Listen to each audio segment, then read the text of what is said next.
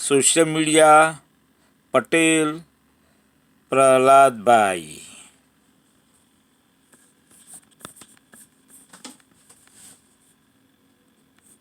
दुनिया, क्योंकि अमेरिका की ट्रम्प सरकार ने ये सोच लिया है कि भाई हमें नेटो, यूएन, वर्ल्ड बैंक और आईएमएफ से बाहर निकलना है। और ये बात भारत के लिए सही नहीं है, भारत के लिए बड़ा नुकसान होगा। रिमझिम के 5 पॉइंट्स में देखिए कि वर्ल्ड बैंक, आईएमएफ, ऐसा क्या है जो पूरा दुनिया का ऑर्डर बदल जाएगा और चीन राजा बन जाएगा। तीसरा देखिए, अमेरिका अगर बाहर हुआ तो दुनिया में क्या तबाही आ जाएगी। चौथा है कि किस तरीके से रूस और चीन होंगे सबसे ताकतवर, और अगर ये दोनों ताकतवर हो जाते हैं तो भारत के लिए सबसे बड़ी नुकसान की घड़ी हो सकती है। पांचवा देखिए, दुनिया ने किस तरीके से पूरा ये जो ऑर्डर है दुनिया का वो बदलने वाला है। रिमझिम के 5 पॉइंट्स में आज ट्रंप और इलॉन मस्क ये कह चुके हैं कि देखिए आईएमएफ और वर्ल्ड बैंक से हमको बाहर निकलना है।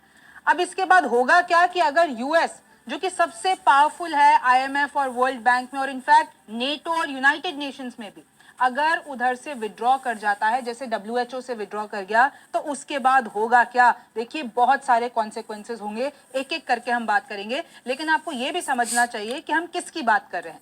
तो नेटो क्या होता है? North Atlantic Treaty Organization. इसमें 31 कंट्रीज का ये मिलिट्री अलायंस है और किस तरीके से यूएस, कनाडा, यूरोप इसमें मेन प्लेयर्स हैं। आप देख सकते हैं कैसे 1949 में ये बना। उसके बाद जब कोल्ड वॉर चल रही थी सोवियत यूनियन से, भाई रशिया उस टाइम पे जो था पूरा सोवियत यूनियन था जो कि बाद में डिसॉल्व हो गया, तो कोल्ड वॉर के टाइम पे इसको बनाया गया। और अब ये किस पे बात करता है? ग्लोबल सिक्योरिटी, टेररिज्म और साइबर थ्रेट्स, और उस पे मदद करता है। ये एक दूसरे देश, अपने आसपास जितने भी देश हैं उनकी मदद करते हैं। यूनाइटेड नेशंस क्या है, आपको ज्यादा ब्रीफ करने की जरूरत नहीं है। ग्लोबल ऑर्गेनाइजेशन है, 193 मेंबर्स हैं, 1945 में बनाया गया वर्ल्ड वॉर सेकेंड के थ्रू, और उसके बहुत सारे ब्रांचेस हैं। चाहे आप यूएनएससी ले लीजिए, चाहे यूएन एजेंसीज ले लीजिए, इस तरीके से यूएन है।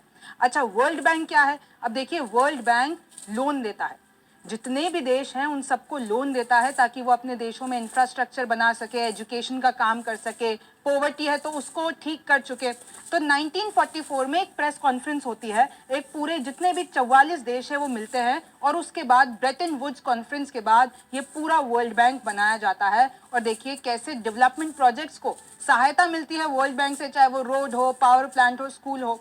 अब एक पॉइंट इसमें यह है कि इंडिया सबसे लार्जेस्ट बोरोवर्स है, यानी इंडिया सबसे ज्यादा लोन लेता है वर्ल्ड बैंक से। आईएमएफ क्या है? ये भी फाइनेंशियल लाइफलाइन है, इंटरनेशनल मॉनेटरी फंड। कोई भी देश अगर किसी को फाइनेंशियल नीड है, इमरजेंसी में कोई क्राइसिस आ गई बड़ी, तो उसके बाद आईएमएफ उनको पैसा देता है, शॉर्ट टर्म लोन्स देता है। ये भी 1944 में बनाया गया वर्ल्ड बैंक के साथ में। और इनका मेन मुख्य रीजन क्या है बनाने का? क्या करते हैं ये लोग? स्टेबलाइज करते हैं करेंसी को। इन्फ्लेशन, अगर कहीं पे महंगाई ज्यादा हो रही है तो उसको देखते हैं। ग्लोबल इकोनॉमी पे काम करते हैं ये लोग और इकोनॉमिक स्टेबिलिटी लाते हैं। और यूएस का इन चारों ही जगह पे सबसे ज्यादा पावर है, सबसे बड़ा कंट्रीब्यूटर है। अगर आप ये देख लेते हैं रॉयटर्स की रिपोर्ट में, आपको बताऊं, आईएमएफ 90 देशों को पैसा भेजता है, जिसमें सबसे ज्यादा देखिए अर्जेंटीना, दूसरे नंबर पे यूक्रेन, तीसरे पे इजिप्ट, चौथे पे इक्वाडोर, पाकिस्तान, केन्या, बांग्लादेश, और ऐसे 90 देश हैं जहां पर आईएमएफ पैसा भिजवाता है। और देखिए उसके बदले में बहुत सारी ऐसी ट्रीटीज होती हैं, बहुत सारे ऐसे समझौते होते हैं जो इनको करने पड़ते हैं। और अगर आप वर्ल्ड बैंक की बात कर लेते हैं तो इंडिया सबसे ज्यादा पैसा लेता है वर्ल्ड बैंक से, लोन लेता है $22 मिलियन का। दूसरे नंबर पे इंडोनेशिया, फिर इजिप्ट, फिर नाइजीरिया, चाइना, तुर्की है, पाकिस्तान, बांग्लादेश। तो इस तरीके से ये ग्लोबल ऑर्गेनाइजेशन काम करती है। अब आपको ये समझना होगा कि जितनी भी चारों ग्लोबल ऑर्गेनाइजेशन है, इसमें सबसे ज्यादा शेयर किसका है? यूएस का है, यूनाइटेड स्टेट्स का। अगर हम बात कर लेते हैं वर्ल्ड बैंक और आईएमएफ के रेस्पेक्ट में, तो देखिए 15% शेयर, यानी पैसा कौन डालता है? ये यूएस डालता है। उसके बाद जापान आता है, उसके बाद चाइना, और उसके बाद सारे देश आते हैं। इंडिया की बात कर लेते हैं तो 3.01 हिस्सेदारी है। अच्छा, अब होगा क्या? अगर यूएस बाहर निकल जाता है, पूरे ये जो फाइनेंशियल लाइफलाइन है, चाहे आप आईएमएफ ले लीजिए, चाहे वर्ल्ड बैंक ले लीजिए, तो ये एक डिजास्टर होगा। जितने भी बड़े बड़े एक्सपर्ट्स हैं वो ये कह रहे हैं तबाही मच जाएगी। क्यों मच जाएगी? क्योंकि देखिए, क्योंकि 16% तो आईएमएफ पे इन्फ्लुएंस अमेरिका का है। अगर ये लोग बाहर निकल जाएंगे, अगर यूनाइटेड स्टेट्स बाहर निकल जाएगा, तो जो यूएस के पॉलिसी मेकर्स है, जो उनका स्ट्रॉन्ग इन्फ्लुएंस रहता है दूसरे देशों में, उनकी पॉलिसी मेकिंग में, उनके इंटरेस्ट, जो अमेरिका का इंटरेस्ट, पूरी दुनिया में फैलता है, तो उनके लिए भी एक बड़ी बात है कि अब उनका इन्फ्लुएंस इतना नहीं रहेगा। अगर यूएस का इन्फ्लुएंस नहीं रहेगा तो ये किसके लिए अच्छी बात हो जाएगी? चाइना के लिए अच्छी बात हो जाएगी, क्योंकि चाइना तो वैसे भी चाहता है कि भाई वो ग्लोबल पावर बने, ग्लोबल लीडर बन जाए। तो अगर यूएस बैक ऑफ कर जाएगा तो ये एक तोहफा होगा चाइना के लिए, और ऐसे वो सारे लोग जो चाइना को आगे बढ़ता हुआ देखना चाहते हैं। चाइना हमेशा से एक लार्जर रोल चाहता है ग्लोबल ग्रुप्स में, और अगर वो अपनी फंडिंग ज्यादा बढ़ा देता है अमेरिका के बाद से, तो वो सबसे ज्यादा, अभी उसका करंट शेयर क्या है, 5% के आसपास, और ये तीसरा सबसे बड़ा है। तो अगर ऐसा हो सकता है कि चाइना ये मौका लपक ले। आगे देखिए किस तरीके से ये जो मैंने आपको पूरा बताया है डिजास्टर रहेगा, कि अगर यूनाइटेड स्टेट्स पुल कर देता है इस पूरी बात को, ग्लोबल इंपैक्ट क्या पड़ेगा? ग्लोबल इंपैक्ट ये पड़ेगा कि जो देखिए आईएमएफ क्योंकि एक फाइनेंशियल क्राइसिस के टाइम पे एक स्टेबिलिटी प्रोवाइड करता है, अमेरिका क्योंकि सबसे ज्यादा फंड बेचता है, अगर वो अपना फंड खींच लेगा तो भाई आईएमएफ और वर्ल्ड बैंक उस तरीके से काम नहीं कर पाएंगे, उस तरीके से उनकी क्षमता नहीं रहेगी लोगों को लोन देने के लिए। देखिए 17% वोटिंग पावर है। अब कंट्रीज जो कि ऑलरेडी कर्जे में है, चाहे श्रीलंका ले लीजिए, पाकिस्तान ले लीजिए, अर्जेंटीना, तो उनका तो इकोनॉमिक कोलैप्स हो जाएगा, वो तो चल ही नहीं पाएगी, लोग मरेंगे। और चाइना अगर अपनी लीडरशिप को और ज्यादा पुश करता है तो ग्लोबल लीडर चाइना बन जाएगा। इंडिया पर क्या इंपैक्ट आएगा? फॉरेन इन्वेस्टमेंट आने बंद हो जाएंगे, हमारे शेयर मार्केट पे असर पड़ेगा, और आपको भी पता है कि कैसे अभी ऑलरेडी हमारा शेयर मार्केट डूबा हुआ है, सबसे ज्यादा 30 सालों में सबसे ज्यादा गिरावट अभी देखी जा रही है। तो अगर ये बढ़ जाता है तो और ज्यादा होगा। इंडिया के जो एक्सपोर्ट्स हैं वो सफर करेंगे, और अगर चीन पावर में आता है तो इंडिया और चाइना की तो वैसे भी 36 का आंकड़ा है ना, अगर चीन पावरफुल होगा तो इंडिया के लिए अच्छी बात नहीं है, भारत के लिए अच्छी बात नहीं है। अगर इंडिया के जो नेबर हैं, चाहे श्रीलंका हो गए, पाकिस्तान हो गए, उधर भी इकोनॉमिक कोलैप्स आएगा, तो पूरा असर तो साउथ एशिया में ही पड़ेगा ना। देखिए 1944 का वक्त, वर्ल्ड वॉर सेकेंड चल रहा था, 44 देश दुनिया बचाने यूएस पहुंचे, आईएमएफ और वर्ल्ड बैंक बने, और यूएस उस टाइम पे राजा बन गया, क्योंकि वहीं पे ही हो रहा था, यूएस में सब कुछ हो रहा था, और सबसे ज्यादा उस टाइम पे स्ट्रॉन्ग पावर किसके पास थी? यूएस के पास। अच्छा, ये जो वर्ल्ड बैंक और आईएमएफ है वो फाइनेंशियल जड़ी बूटी है, यूएस सबसे ज्यादा फंड देता है, बदले में साथी देशों को मदद देता है।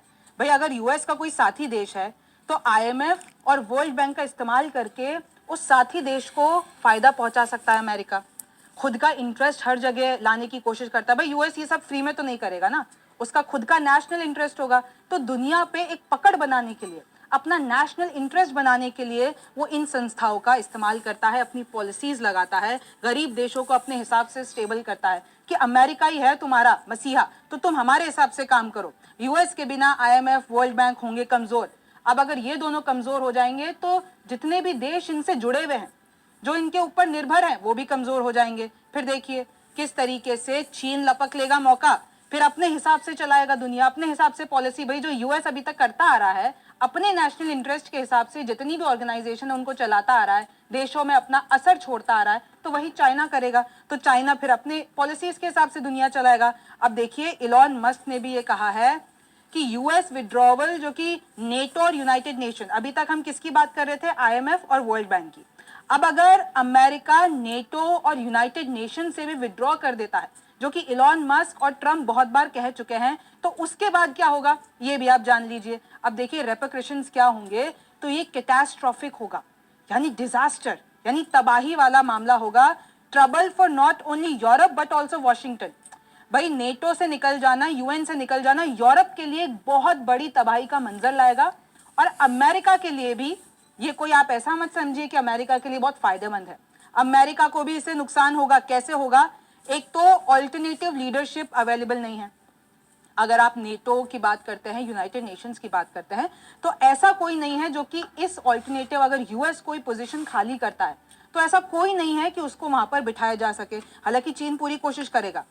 कोई सोर्स ऑफ कमांड नहीं है, कोई कंट्रोल सिस्टम नहीं है, ऑल्टरनेटिव स्पेस वेपन्स नहीं है, आप देखिए ऑल्टरनेटिव सप्लाई नहीं है एमिनेशन के, मिलिट्री के लिहाज से ले लीजिए। और अगर यूरोप पूरा का पूरा एक्सपोज हो जाएगा रशिया के इन्वेजन से, क्योंकि जैसे ही नेटो और यूएन से अमेरिका हटा, यूरोप कमजोर हो जाएगा। यूरोप कमजोर होगा तो रशिया उस पर हमला कर देगा। Russian attack, possible Russian attack for which it is not prepared, और यूरोप अकेले रशिया से नहीं लड़ सकता है। और ये अगर उसको कुछ और साल भी दे दोगे ना यूरोप को, तो वो रशिया से अकेले नहीं लड़ सकता है। और अभी आपको पता है कि कैसे पूरा का पूरा, अगर हम बात करते हैं ट्रम्प की, क्योंकि अभी उनका सख्त रवैया है, तो उन्होंने तो यूके के जो प्राइम मिनिस्टर कीर स्टारमर कि आप क्या रशिया से अकेले लड़ पाओगे। अब देखिए डिफेंस सप्लाईज यूक्रेन के लिए पूरे खाली हो जाएंगे। यूक्रेन को मिलिट्री पावर देने के लिए कुछ भी नहीं बचेगा। अगर नेटो नहीं है तो मिलिट्री पावर यूक्रेन को नहीं मिलेगी। यूरोपियन कंट्रीज जितना भी सोर्स है, उनके पास जितना भी पावर है, वो अपने तक रखेगी कि भाई अगले कल को रशिया ने हमला कर दिया तो उनको संभालना पड़ेगा ना, खुद का पावर अपने पास ही। तो यूक्रेन आप समझिए तबाह हो जाएगा। यूएस ने अगर नेटो छोड़ दिया तो ये जो सुपर पावर पूरा का पूरा अपना प्रेजेंस बना के रखता है अमेरिका, यूरोप ले लीजिए, अफ्रीका ले लीजिए, वेस्ट एशिया ले लीजिए, तो वो नहीं बना पाएगा, क्योंकि जब यूएस से किसी को फायदा ही नहीं मिल रहा है तो उसकी प्रेजेंस किस काम की। Countries would move closer to Russia और चाइना। तो क्या करेंगी बाकी के देश, क्या करेंगे, रशिया और चाइना की तरफ जाएंगे, क्योंकि भाई अमेरिका तो आपको कुछ साथ ही नहीं दे रहा है। If our allies and partners can't count on us to be there, we will lose access to many military bases. यानी अमेरिका के जितनी भी मिलिट्री बेसिस हैं पूरी दुनिया में, वो लोग छोड़ सकते हैं और उसका असर भी कम हो सकता है। अब देखिए यूएस ग्लोबल स्टेज से वो विड्रॉ कर लेगा अपने आप को, उसके पास जो वीटो पावर है वो नहीं रहेगी, यूएन का वो जो परमानेंट मेंबर है वो भी चला जाएगा। यानी जो नेगोशिएशन, जो दुनिया के लेवल पे, ग्लोबल लेवल पे जो नेगोशिएशन होते हैं, वो नेगोशिएशन करने का अमेरिका अपना हक खो देगा। यूएन देखिए कैसे एक ग्लोबल स्टेज की अथॉरिटी है, नेशन वहां पर। अब आप सोचिए कितनी बड़ी बात है, जिस यूएस में यूनाइटेड नेशन का जन्म हुआ, अगर वो होस्ट नेशन ही उससे पीछे हट जाए तो यूएन की क्रेडिबिलिटी क्या रह जाएगी, उसकी क्रेडिबिलिटी पर भी बड़े सवाल उठेंगे। The US contributed almost $13 billion। आप देखिए कितना ज्यादा कंट्रीब्यूशन है अमेरिका का यूएन में। और वर्ल्ड फूड प्रोग्राम जो कि WHO से, क्योंकि हम ट्रम्प सरकार बाहर हो गई, उन्होंने तो एग्जीक्यूटिव ऑर्डर साइन कर दिया कि WHO से अमेरिका बाहर होता है, वहां पर भी आप देखिए कि कैसे ग्लोबल हेल्थ पे असर पड़ा है, क्योंकि WHO का सबसे ज्यादा जो डोनर था वो कौन था, अमेरिका था। अब अगर WHO से ट्रम्प बाहर निकल सकते हैं तो यहां से भी बाहर निकल सकते हैं। अब देखिए एक्सपर्ट्स ने यह भी माना है, आप गौर कीजिएगा इस लाइन को, withdrawing from the UN the US would be losing its hold over global affairs. यानी जो अमेरिका का एक हमेशा असर रहता है, एक पकड़ रहती है ग्लोबल अफेयर्स पे। और चाइना, अगर मैं आपकी बात करती हूँ कि भाई इंसान कोई भी देश होता है वो कहाँ जाता है, अमेरिका की तरफ जाता है अगर उसको कोई असिस्टेंस चाहिए, चाइना के पास कम जाता है। लेकिन अगर यूएस चला जाएगा तो लोग चाइना और रशिया के पास जाएंगे। फॉरेन अफेयर्स ने भी ये बात कही है, US retrenchment empowers only China. America back of करेगा, चाइना ताकतवर हो जाएगा। UN agencies into China's orbit, ultimately making the world less hospitable to US interest। यानी फिर तो कोई US इंटरेस्ट की बात ही नहीं करेगा, क्योंकि उसने सारे प्लेटफॉर्म से अपने आप को हटा दिया है। अब देखिए जल्दी से मैं आपको पॉइंटर्स बता देती हूँ कि अगर अमेरिका यूएन से बाहर निकल जाता है, क्योंकि अमेरिका 22% यूएन को बजट देता है, तो जो यूएन के पीस कीपिंग मिशंस हैं वो सब गिर जाएंगे, वो सब खत्म हो जाएंगे। चाइना और रशिया ज्यादा इन्फ्लुएंशियल हो जाएंगे, ज्यादा असरदार हो जाएंगे, और जो क्लाइमेट चेंज और ह्यूमन राइट्स पे, हेल्थ इश्यूज पे जो एक यूएस लीडरशिप रहती है वो भी खत्म हो जाएगी। इंडिया पर क्या इम्पैक्ट पड़ेगा, चाइना का डोमिनेंस जैसे ही बढ़ेगा तो कैसे चाइना की इंटरेस्ट की बातें होंगी। अब चाइना का इंटरेस्ट इंडिया के लिहाज से क्या है, चाहे आप कश्मीर का मुद्दा ले लीजिए, चाहे आप साउथ चाइना सी की मुद्दा ले लीजिए, चाहे आप ले लीजिए मुद्दा बॉर्डर डिस्प्यूट का, उन सब में चाइना एक स्टेप आगे हो जाएगा इंडिया से। पाकिस्तान को ज्यादा डिप्लोमेटिक सपोर्ट मिलेगा चाइना से, और ये भारत के लिए अच्छी बात नहीं है। इस्लामिक कंट्रीज को भी ज्यादा यूएन की तरफ से पैसा मिलेगा, फंड मिलेगा, सपोर्ट मिलेगा। तो इस तरीके से देखिए इंपैक्ट होगा। अगर यूएस का विड्रॉल नेटो से हो जाता है तो क्या होगा, नेटो अपनी पूरी जो पावरफुल मिलिट्री फोर्स है वो लूज कर देगा। रशिया, चाइना और ये जितने भी रोग स्टेट्स हैं जो हमेशा खिलाफत में रहते हैं वो लोग ज्यादा पावरफुल हो जाएंगे। यूरोप फोर्स हो जाएगा कि वो अपना खुद का मिलिट्री अलायंस बना सके, लेकिन ये करने के लिए उसको सालों लग जाएंगे। यूरोप अभी इस चीज के लिए तैयार नहीं है।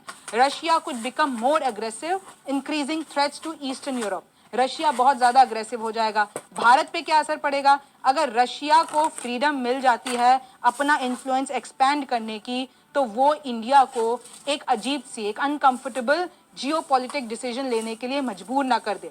इंडो पैसिफिक बैलेंस में पावर शिफ्ट हो जाएगा जो कि रशिया की तरफ हो जाएगा। और किस तरीके से जो डिफेंस कॉर्पोरेशन है नेटो कंट्रीज के साथ, जो हमारा डिफेंस कॉर्पोरेशन है, चाहे वो यूएस हो, फ्रांस हो, यूके हो, उन सब में भी धीमी गति आ जाएगी तो देखिए हमारी जो भारत की जो आर्म्स डील है, जो जॉइंट मिलिट्री एक्सरसाइजेज है, उन पे भी असर पड़ सकता है।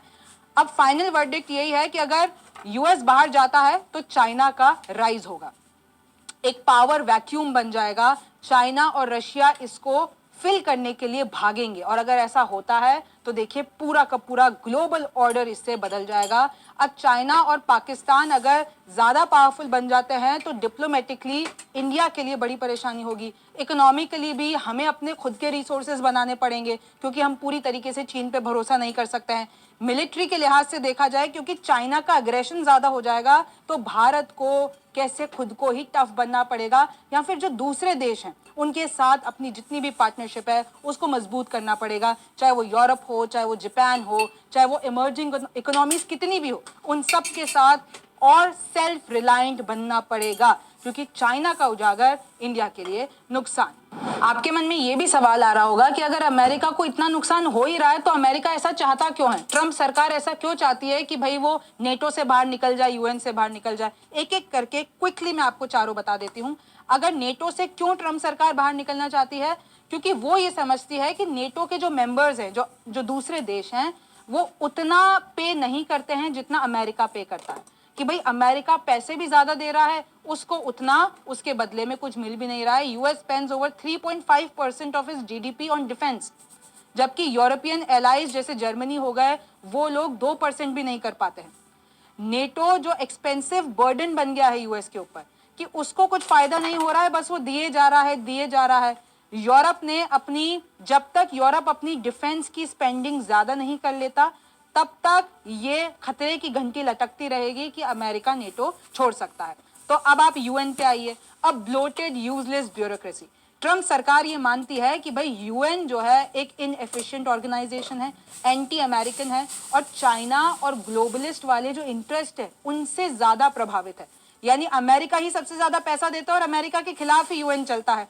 22% यूएन बजट किसके तरफ से आता है? अमेरिका की तरफ से। लेकिन अगर हम बात कर लेते हैं अमेरिका के खिलाफ ही यूएन नेशन जो भी पूरे फैसले लेते हैं वो लेता है। यूएन क्रिटिसाइजेज यूएस पॉलिसीज, चाहे वो इजराइल पे ले लीजिए, ह्यूमन राइट्स पे ले लीजिए, क्लाइमेट चेंज पे। तो अगर हम ही इतना पैसा दे रहे हैं, हमें ही फायदा नहीं मिल रहा है तो हम क्यों इतना पैसा दें?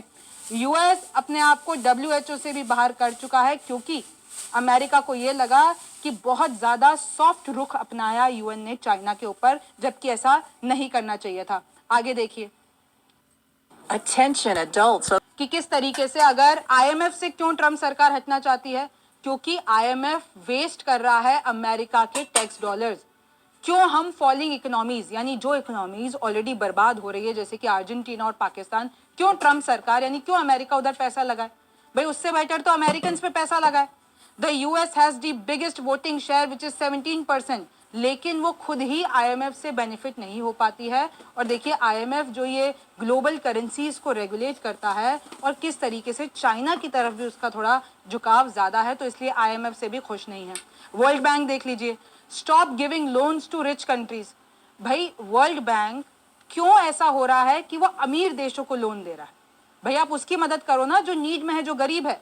World bank kept lending to China, आप लोग चाइना को फंड देते रहे और ये बात बिल्कुल अमेरिका से बर्दाश्त नहीं हुई। चाइना दुनिया का सबसे ज्यादा सेकंड लार्जेस्ट इकोनॉमी है, फिर भी आप उसको दे रहे हो। World bank should focus on poor countries and not competitors like China. तो यही एक बड़ा कारण बन गया कि भाई ट्रम्प सरकार चाहते हैं वर्ल्ड बैंक से हम अपना हाथ खींच ले, करो तुम लोग क्या करते हो। तो इस तरीके से देखिए एक ग्लोबल इकोनॉमी पे ये पूरी की पूरी वॉर चल रही है। तो आप देख रहे हैं कि अगर इन चारों ऑर्गेनाइजेशन से, ग्लोबल ऑर्गेनाइजेशन से अमेरिका अपना हाथ खींच लेता है तो